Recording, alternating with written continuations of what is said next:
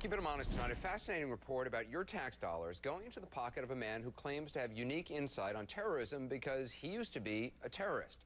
Walid Shoebat is his name. He claims to have bombed an Israeli bank, been a member of the PLO who attacked Israeli soldiers, and grew up a devout Muslim who hated Jews.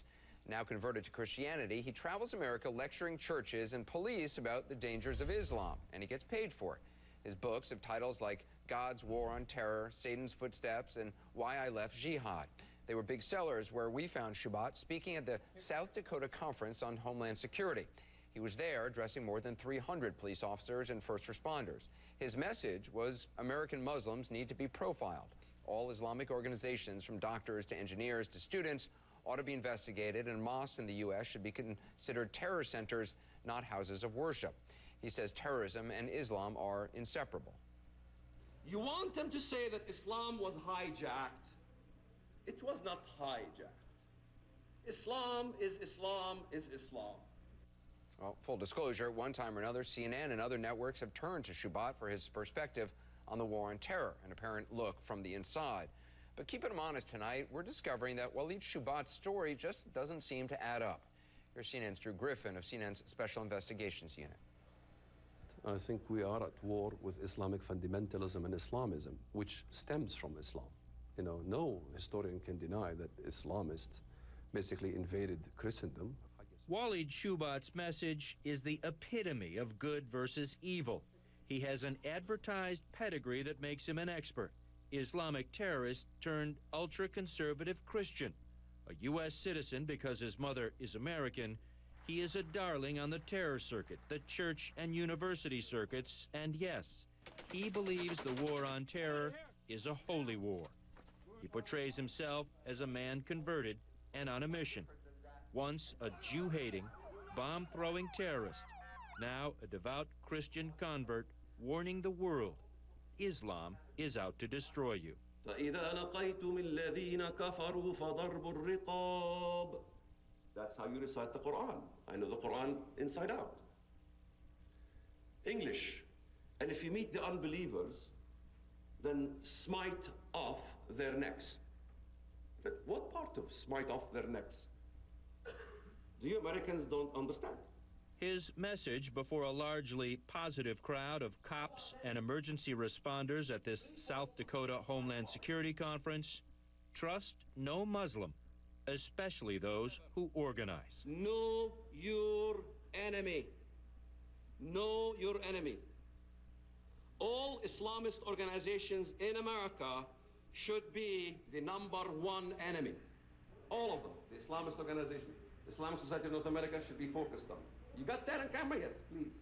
He is being paid $5,000 plus expenses to speak here with your tax dollars. He was also given a Rapid City police guard during his time in the city. A nice day's work. And judging by his website, where he highlights more than 36 speaking engagements, Shoebat gets a lot of work. Being a terrorism expert has become a cottage industry since 9/11. The Department of Homeland Security has spent nearly $40 million on counterterrorism training just since 2006. DHS doesn't keep records on how much is spent just on speakers. But some of the so-called experts who go around the country teaching, and in some cases preaching, about terrorism and the dangers of Islam are not quite what they seem. People, it turns out, like Walid Shoebat. The first thing I want to ask you is, what was the purpose of your talk this morning to these cops and emergency responders here in South Dakota?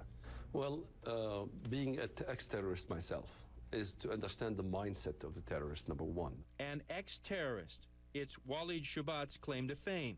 A terrorist, a PLO member, who bombed a branch of an Israeli bank in Bethlehem Square, throwing a firebomb on the bank's roof. The problem with the story, with a lot of Shoebat's stories, there's no evidence for them. And despite CNN's many requests, neither Shoebat nor his business partner have provided us with any. Bombings in Bethlehem Square, you specifically said you threw... The bank was in the Bethlehem Square. You threw explosives. Yes, I did. On top of that bank. Yes, I did. No record. CNN's Jerusalem bureau went to great lengths trying to verify Shoebat's story, finding the general location where the branch of Bank Leumi once stood, but not finding anyone who could remember a bombing. We contacted the bank headquarters in Tel Aviv, asking officials to search records. No records found. And Israeli police found no record anyone ever threw a bomb at the branch of the bank. Why would the bank not have a record? Why would the Israeli police not have a record? Why would the Israeli police not have a record? I don't know. I mean, I don't know where you check, what dates, all these things. There's another part of his story that doesn't check out. Shoebat says he was arrested and spent 2 weeks in an Israeli prison. There's no record of you being in prison. I think there'd be at least an arrest record. They held you for 2 weeks. Wouldn't the United States know you were in prison if you were a U.S. citizen? Well, how about me and you go to the Muscovia prison and extract the records? The records are there. Okay. Would you be willing to do so? We did, and the Israeli detention center could find no record of detaining anyone with the name Walid Shoebat. Yeah. I mean, you obviously can see why people are critical of your claims. There's a whole lot of gaps in your story. There's no gaps at all. We don't have a bank bombing.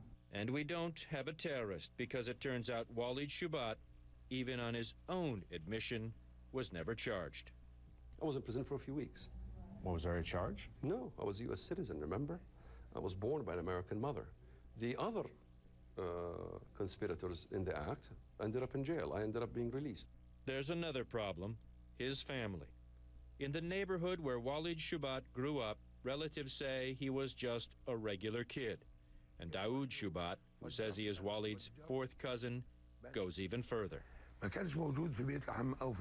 There were only 2 banks in Bethlehem district, and they are Bank Leumi and Discount Bank. They were on Nativity Square, and Walid never had any connection with those 2 banks, not a close or a distant connection. I tell you, this is out of experience. I am one of the people who are considered a responsible man in the area of Bethlehem or Beth Sahur. I've never heard anything about Walid being a mujahid or a terrorist. He claims this for his own personal reasons. So, Drew, he's saying he claimed this for his own personal reasons. What personal reasons? Well, there's a big personal reason here. It's called money. You know, Anderson, I don't have to tell you, classic investigative reporting, you follow the money. Like his background, how Walid Shoebat is now making that money is about as mysterious as his past. Yeah. The Walid Shoebat Foundation, is that a charity? Walid Shoebat Foundation is part of the FFMU. And what does the FFMU do? Basically, we're in the information, and we do speaking, and we do also helping Christians that are being persecuted in countries like Pakistan. And we help Christians who are suffering all throughout the Middle East. And how do you do that? None of your business.